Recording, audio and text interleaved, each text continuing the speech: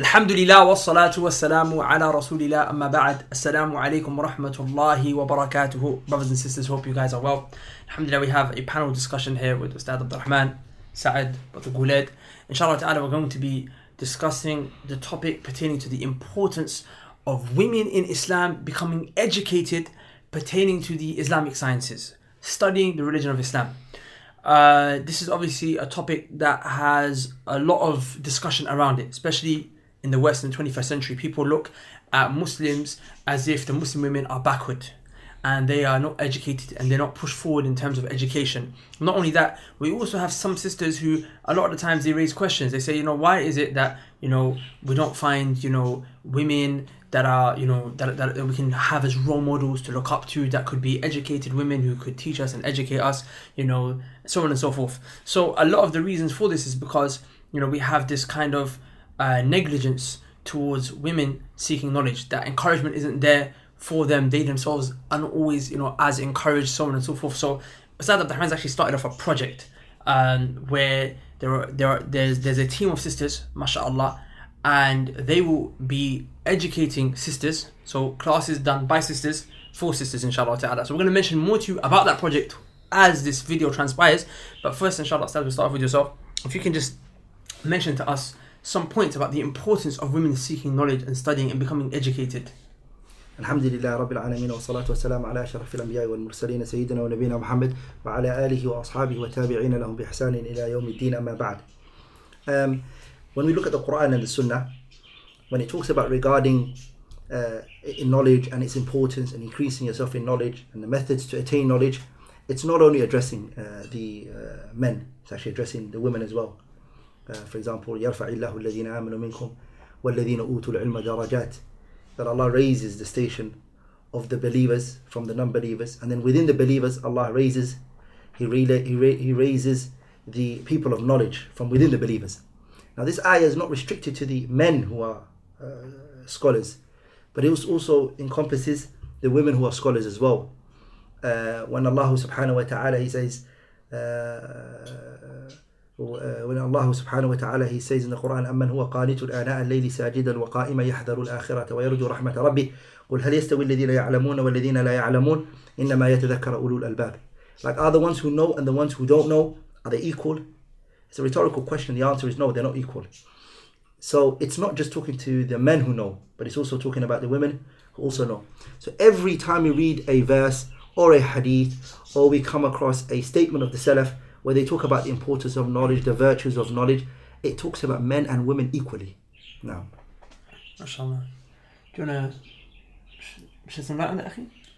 And also, I think, inshallah, we'll touch more upon it as well, but we see from the companions, especially the female companions, the urgency and the need they had to learn as well when they would come up to the Prophet ﷺ and they said to the Prophet ﷺ, ذهبوا الرجال بحديثك, that they went فاجعل لنا يوما, that you can teach us, make for us a day that you can teach us. So they're striving to wanting to learn. So you can see it, that it wasn't just men but also female. And not only that, you see from the narrations that the women asking the question about, especially pertaining to menstruation, pertaining to clothing, pertaining to many other things as well. So you see that drive from them. So it wasn't just men. A lot we hear from the male companions like Abdullah ibn Abbas, Abu Hurairah and so on, but then you have others as well like Aisha radiallahu anha, Hafsa, and so many others who put so much forward, but unfortunately it's due to our ignorance maybe that we don't go out there and or maybe it's not shed light upon it too much. So that's there as well. It's actually powerful because their passion was such that the Prophet ﷺ actually set a day for them where they would be able to attend the classes with the men, but then they would also have their own private class as well. That's actually quite powerful, subhanAllah. Sa'ad, do you want to add anything? No, alhamdulillah. Okay, as usual. Also, Sheikh Muhammad ibn Abdul Wahhab in his Thalathat al-Usul, he specified this point when he said أنه يجب على كل مسلم ومسلمة تعلم ثلاث هذه المسائل والعمل بهن. This is obligatory upon every single man and woman, believing man and believing woman, to know these principles. In case anyone thought it was just for the men, that way. Also, mashallah, Aisha radiallahu ta'ala anha, Imam Zarkashi has a book where he mentions some of the times where she actually corrected the mistakes of some of the Sahaba, to show you that, you know, she wasn't just a sideliner. Yeah. She was one of the figureheads of knowledge. Yeah. When it came to the Sahaba radiyallahu anhum. Ustad, could you give us some more examples of scholarship in Islam? Because some people will say, okay, we've heard about Aisha radiyallahu anha, whatever have you, but some people kind of might feel that it just ended with the Sahaba. Did it carry on? Were there other female figures after that? What we first have to understand is that the woman, when she studies and she learns, it can sometimes have a greater impact than if a man was to study and if a man was to learn. It can sometimes have greater impact. Because the mother, when she learns, she goes towards her children and teaching them, and what she brings out is a madrasa. Al-Ummu, the mother, is a madrasa. If she nurtures a whole nation. So when she learns, it goes very far. The community, the society are very in line. The scholars, they mention, like Ibn al-Qayyim and others, they mention that the most important part of the human being is what? Is the heart. And the most important part of the community is the house. And the house, it's the mother's role, and the role that she plays, that she can actually make things go good. She can actually play a good role. I'm going to mention some examples of women who've filled history with their knowledge and their understanding, whether it be majalat mutafarriqa, different sciences and different. We have women who were adibat. They studied literature and they were scholars in that field.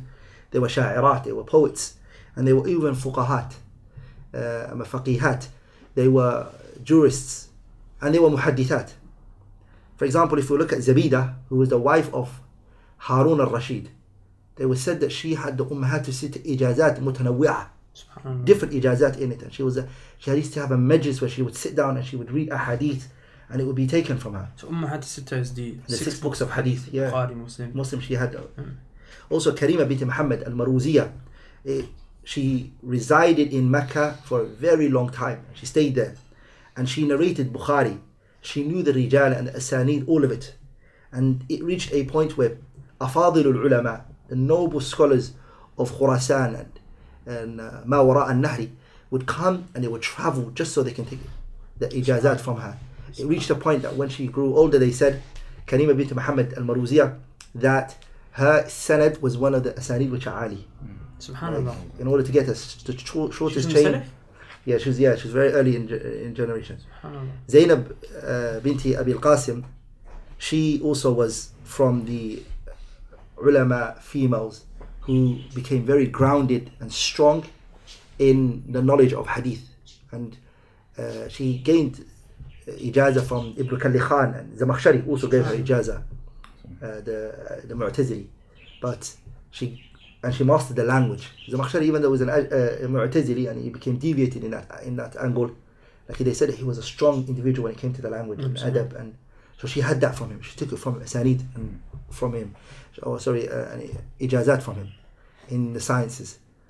We have example Aisha binti Muhammad ibn Abdul Hadi ibn Abdul Hamid ibn Qudamat al-Maqdisi. She narrated from the scholar of her time in hadith, whose name was al-Hijaz, and also Ibn Hajar took hadith from her. Hafid ibn Hajar. Was she the granddaughter of Ibn Qudama? Great granddaughter of Ibn Qudama. Subhanallah. Ibn Qudama al-Maqdisi. She took from Ibn Hajar came and he took a hadith from her. They said he took a rubu' of Bukhari from her. Subhanallah. Hafid ibn Hajar. One quarter of Bukhari. Yeah. He took from her. Subhanallah. Subhanallah. So the history has shown us, it's full of women who, different fields, whether it be hadith, fiqh, and as you said before, the hadith of Abi Sa'id al-Khudri in Sahihain, that the women, they wanted the Prophet to give them time so they can learn. And those women passed it over to the women after and after and after. Aisha radiallahu ta'ala anha, the Sahabas, if there was any issues of ishkalat, any ambiguity in a matter, or they didn't understand it, they would come to Aisha radiallahu ta'ala anha. And they would ask Abdullah ibn Umar. And they would ask. Sometimes some of the Sahabas would say something and Aisha would hear of what they said. And she would correct them. And she would say that what they said was wrong. And Zarkashi, he gathered all of those ahadith of Aisha's correcting of the other companions, and he put it together. And ulama of our times and scholars, they realized that maybe this is the angle that the enemies of Islam want to show, that maybe Islam don't give much importance to the women in terms of education and learning. So scholars of this time, they actually Rasail Jami'iyya, Doctorat, theses were written on it. على سبيل التمثيل إلى الحصر. I would say, for example, the Risala written by, it's a little kutayb, it's not that big, it's full of, mashallah, good examples. Sheikh Mashhur Hassan, مثلا, is a kitab عناية النساء, the importance that women have given to hadith, in narrating a hadith. And he gives very good examples. And he even talks about in the beginning of his book how important it is women to learn and their education and matters pertaining to that. Also, Ibn Hajar al-Haytami, rahimahullah, his wife said that she used to revise with him. What's powerful there is because most women, when they get married, they say we want to get married, to show you that how the aspiration of sisters has dropped nowadays. That they'll say, I want to get married so my husband can teach me. But Ibn Hajar al-Haytami, rahimahullah, his wife, she never used to study under him, she used to revise with him, which means that to be able to revise, you have to be on some level. And Ibn Hajar al-Haytami, rahimahullah, was a scholar of hadith, he's a muhaddith, mashallah. So it'd be nice, mashallah, if sisters also they follow that footstep, and not to have this kind of, mentality of, I'll just wait till I find a husband who can teach me. Like, you should be in a position where you can teach the husband, or you want to revise with him. We're on the same level, we're going classes where you're not ahead of me. You should want to compete, have one up on your husband. And especially, just to echo what you said about the family, subhanallah, it's like if a woman, if she educates her children, she's potentially educating a nation that can come from her. Generations. But if she doesn't, and she raises children upon ignorance, and that could destroy a nation to come. That generations after generations, it could be a nation. That's why I think that's one of the biggest attempts, is to destroy the woman. So what's been right now is the focus to destroy the woman. To bring these concepts to her and think it's her own, and to divert her the attention and to chase after goals which in reality are still making the situation of the woman worse than, as Ustad mentioned, than the knowledge which would uplift and rectify not just the situation of themselves but the household, and then which eventually would lead to the society. So it's very, very important that it's given importance to. And to be honest, wallah Allah barik, even though we say that these women that we mentioned, whose history has shown us that they've memorized, they've learnt, and they've given importance to ilm, we also find nowadays, alhamdulillah, ما زال الخير باقية.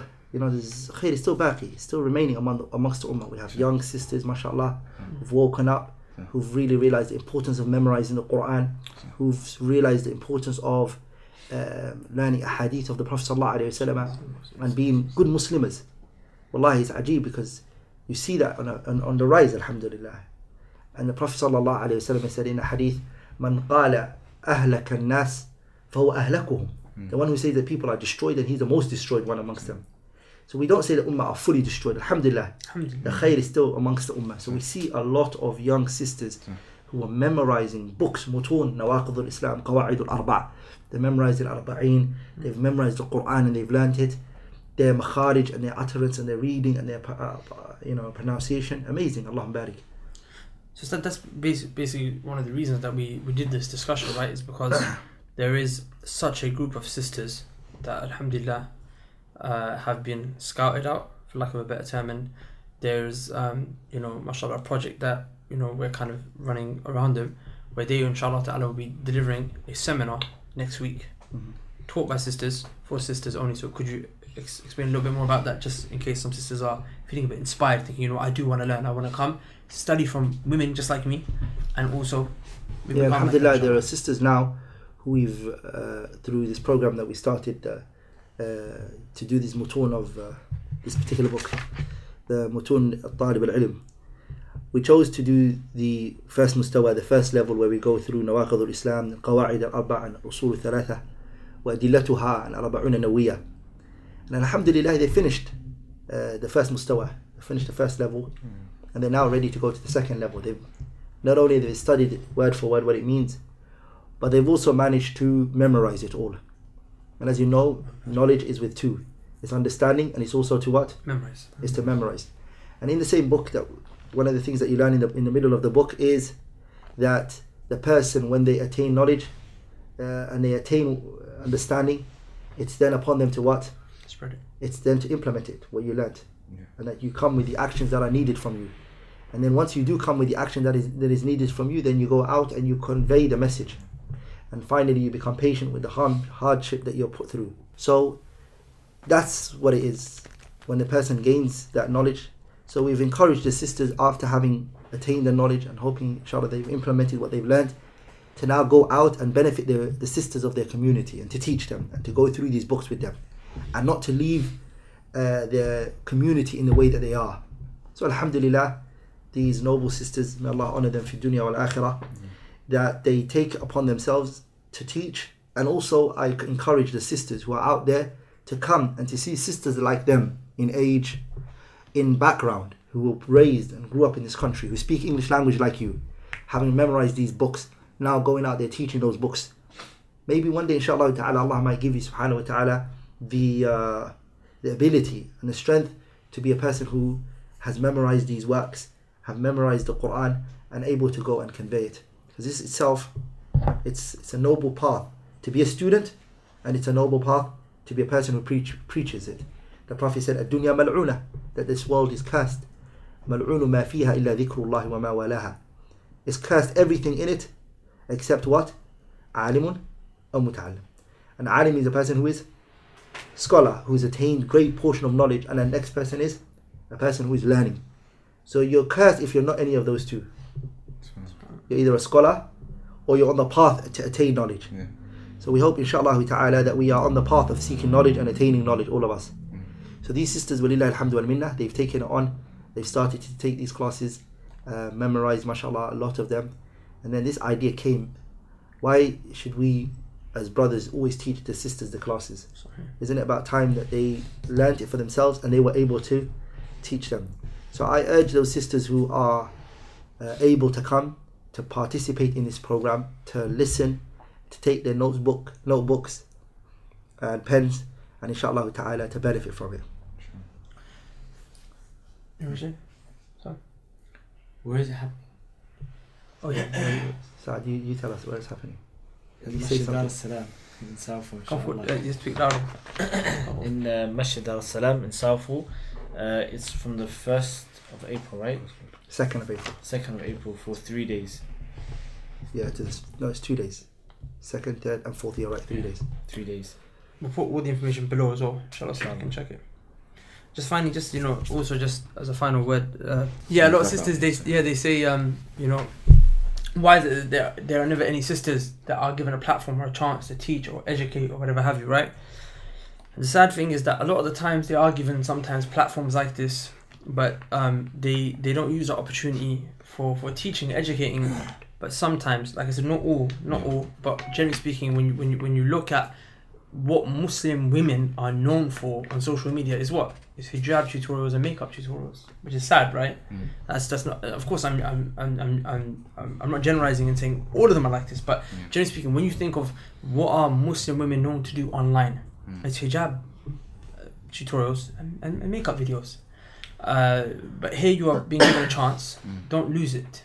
Don't lose it. I actually, as I say, put your money where your mouth is, in the sense where if you have that concern, which many of you do, mashallah, which is for women to grow and to seek knowledge and to be able to be in a position where you can teach and educate your sisters and become role models, and take up this opportunity instead of, not taking that position and a man taking that seat and then at the end just pointing a finger and saying, well, why you?